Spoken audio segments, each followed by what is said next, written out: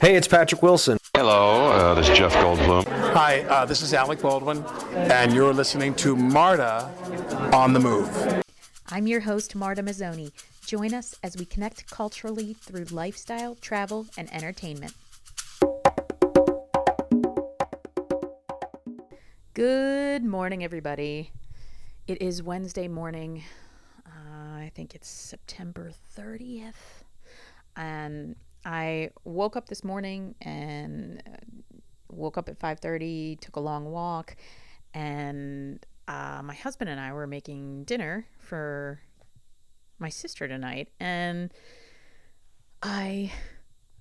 for some reason, I came back to Brene Brown was on the topic of discussion in our walk this morning. And my husband had never listened to her. So I queued up a podcast that featured her. I was going to put on her TED Talk, which exploded years ago, about shame and empathy. But instead, I found this podcast that she had done that basically just talks about vulnerability and like the stories that we tell and things like that. And it just struck a chord with me this morning, because she gave an actionable thing that we can do to help ourselves.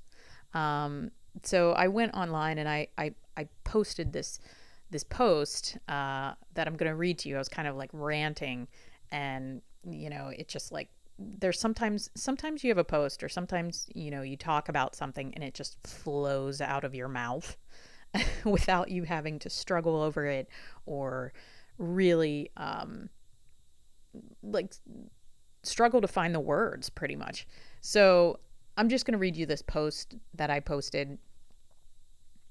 It is Vulnerability and the Stories We Tell Ourselves, my Wednesday morning thoughts.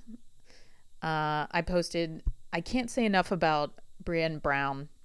I got introduced to her during my yoga training, and I haven't stopped listening to her since. She zooms in on the vulnerability and shame we all feel, which are some of the hardest subjects to face. I tell people over and over, the strongest humans are the ones that will look within, find a therapist, get help, and uncover patterns and habits that do not serve you or the people around you. And I posted, even in myself, this is not an easy lesson to swallow and accept, because it's really not at all. It's a constant learning curve. In this episode that I posted, she talks a good bit about the stories we tell ourselves, which I believe right now will help a lot of people who are divided in our country and across the globe. Keep in mind, this is right after the presidential debate. Blech.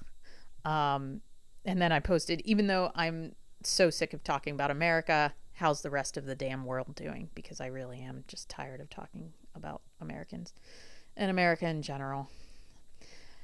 Anyways, the stories we tell ourselves have such power over us. They are the way we digest information about others around us and ourselves. We have the tendency as humans to make up a story about someone else in any given situation, even if we don't even know that person. This is especially important in people with differing views.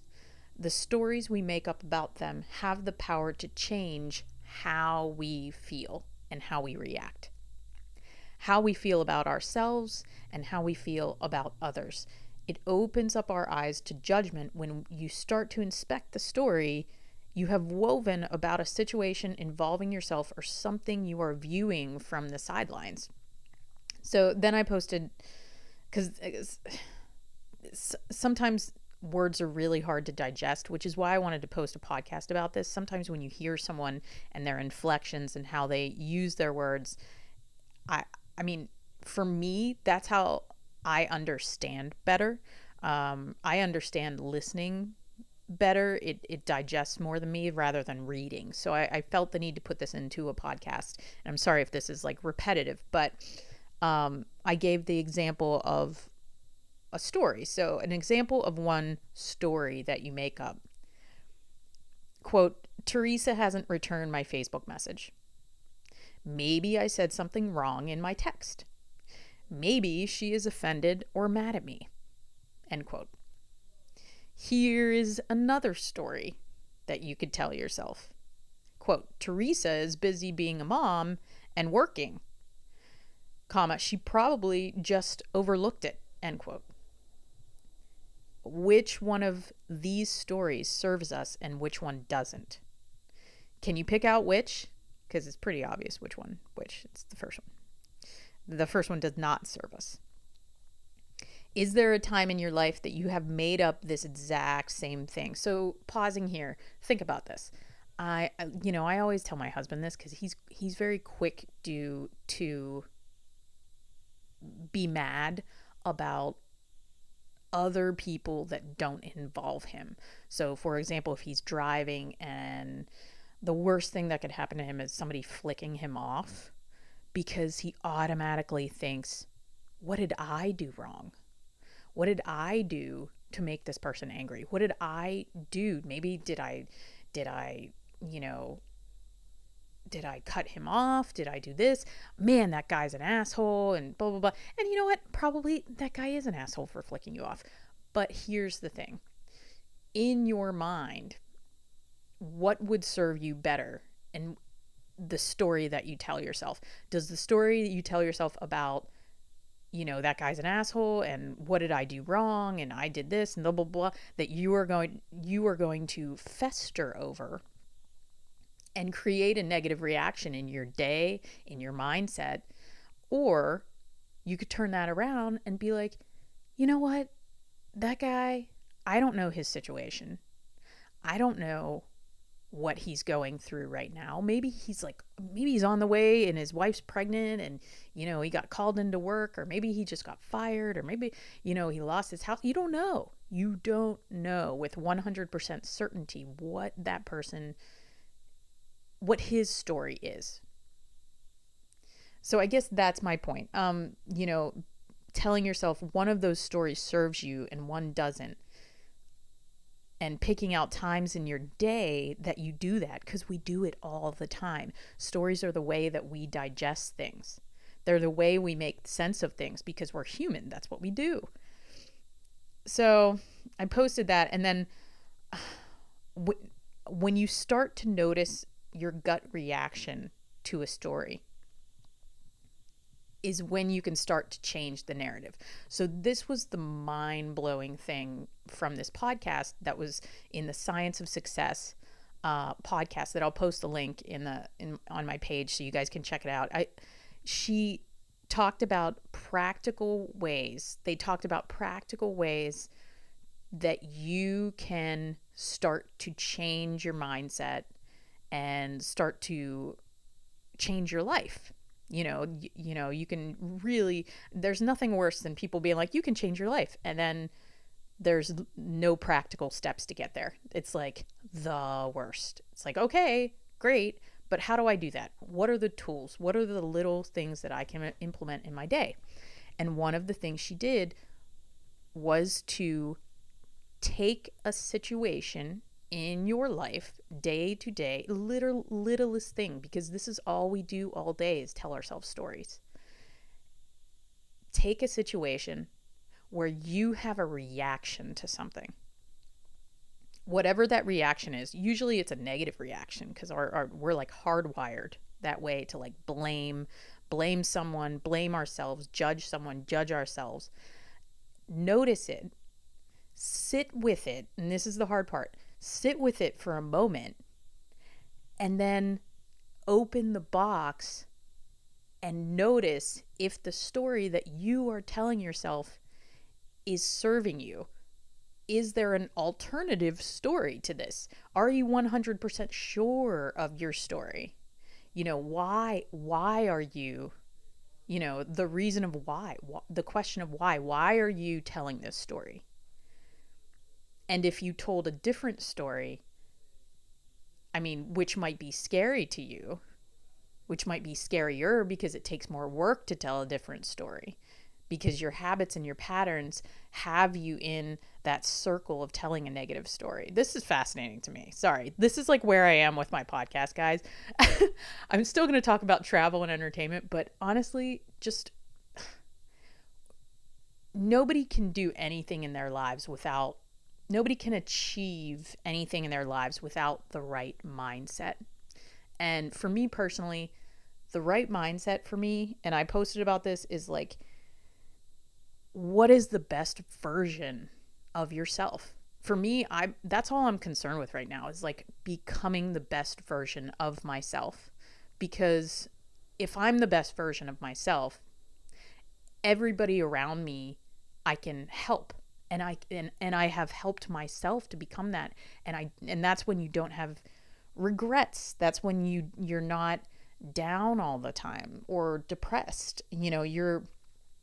You're putting forth characteristics that you hear about, that you strive to achieve, at least I do, which is to be more empathetic, to be more loving, to be more kind, to be stronger, to be more courageous, to be confident, but also to be vulnerable, because being vulnerable, and they talk about that in the podcast, is being courageous. You cannot be courageous without being vulnerable, because you are putting yourself out there. And to me, that is the highest version that you can achieve in yourself. And it takes work. It takes peeling back layers of mental and physical patterns, habits you've collected over the years. It is not for the faint of heart, but the rewards are a life you can look back on and really embrace and really love, knowing you tried to be the best person that you can be. And truly, in the end, I mean, at least for me, that's all it boils down to, is, were you the best version of yourself that you can be? It really isn't like stupid stuff that you think of in the end. That's actually an activity that I like to do. People think I'm morbid, but I put myself personally ahead of where I am right now. So anytime I'm having a negative thought, and if you guys want to practice this is just something I do all the time, and I do it with Phil a lot, because he gets stuck in his head. We all get stuck in our heads in different ways, but I just happen to be the outsider looking at him, and he's probably looking at me being like, oh, well, you do this. It's nice to have somebody, to mirror off of. And I look at him, and anytime he's down on himself, or down on something he hasn't achieved, because he's over 40, he's like, I didn't do this and I didn't do that, and I, was like this, and blah, blah, blah, blah, blah. So what usually happens is he'll look back on his 30s, like when he was 30, and he'll say, oh, man, I could have done this, this, this, and this. Man, I could have, think of all the things I could have done. And so I'll tell him, I'll be like, okay, well, imagine you're 50. What would 50-year-old Phil be telling 42-year-old Phil right now? 50-year-old Phil would look at 42-year-old Phil and be like, shut the F up. Why are you thinking like this? Because one day you're going to be 50 saying the same thing looking back at your 40s. It doesn't pay to look back. I don't know how I spiraled off on this tangent, but it's essentially being the best version of yourself, which I should have just recorded a separate podcast, because I could talk about this for like ever, which I might do. Maybe I'll do that. I don't know. But anyways, it's a great activity, looking back on yourself. So I always put myself in the future, like future Marta. And I'm like, future Marta, when she's 80, will look back on her life, and she's not going to be like, oh, I wish I would have did this. I wish I would have done that. She's probably going to be like, was I the best version of myself that I could have been? Was I, speaking my truth, which is it's such a tagline, speaking your truth, whatever. But it's true. Were you speaking your truth? And the way that you speak your truth is by finding the things that give you joy and light you up, and finding inner happiness within yourself. And that takes work. It takes a lot of work. So anyways, I just wanted to record about this real quick because I just had to get these thoughts out about it and digest it and share it. And,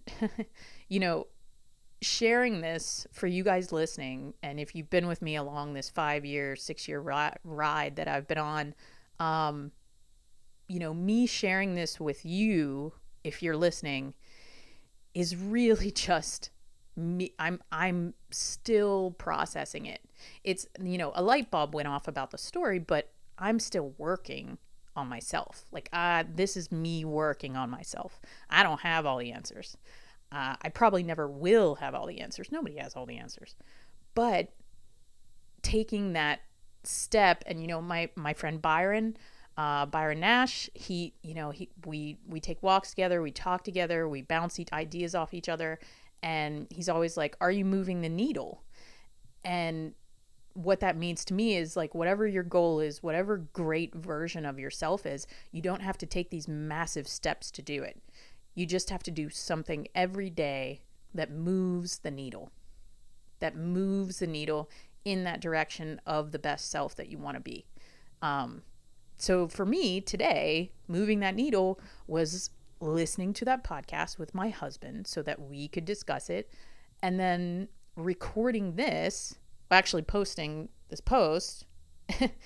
I don't know why I do everything double. I don't know if you notice this. I like post something and then I'm like, oh, I should really record about that, because I'm not getting the truest version. I'm not getting all my ramblings, which could be a bad thing or a good thing. But anyways, I digress, which I do a lot. Point is, check out this podcast. Talks about the stories we tell ourselves and how they can make you a more empathetic, loving, vulnerable, caring person and happier with yourself. If that's not enough for you to do that, think about yourself and think about how you want to feel on a day-to-day basis. If you want to feel happier, which I would assume 100% of the population wants to feel happy, they just don't know how. They don't know how to feel happy. And that's the biggest thing. It's one of the reasons full disclosure, I'm working on a wellness program. Wow, that's really scary to say. I'm just putting that out there because I wasn't going to put it out there. And now, like, I have to be held accountable to my words, but I'm working on a wellness program that pushes people to be the best version of themselves. It's like a reboot program. I don't know when it's going to be done. I'm actually terrified to do it. I'm terrified that nobody's going to like it. I'm terrified people are going to think I'm a poser. I'm terrified people are going to be like, what the hell, Marta? Why are you talking about this? But the reason I'm talking about it is because I have pulled myself out of it throughout my entire life. And I talked about it in my last podcast of just getting out of your funk. And I'm like an expert at that, because people think I'm up all the time and I'm not. I go down. But the difference is like, I have practiced tools that I have done over the years over and over and over again that work for me, that I know that will turn myself around faster. And I want to share them. Like, I want to build a program for myself, honestly, so I can go back and be like, yes, I did this, and I can reference it, and I can reference this reboot, and I have the exact skills, practical skills that I could do, A to B, B to C, C to D, that will help me. And I think I have those now. I'm like collecting them. So point is, trying to put out a wellness video. I'm putting it out there into the world. I'm just in the process of just putting it together and pushing myself out the door to do it without worrying about judgment from other people, because that's huge, and also worrying about being a perfectionist, because I kind of am, and I sort of am, but I'm not. It's weird. It's like a strange combination. But for me, something has to be great in order to do something. It has to be bigger than I thought it would be. And I'm at the point where, no, it doesn't have to be bigger. It's going to help people, so you should just do it. Just freaking do it. That's just me talking to myself. All right. Anyways, that's all. Check out your stories. Look internally, even if it scares you, because it will turn your day around. It'll turn yourself on a dime. You will turn yourself around, and it'll affect the way that you communicate with other people, your perspectives of other people.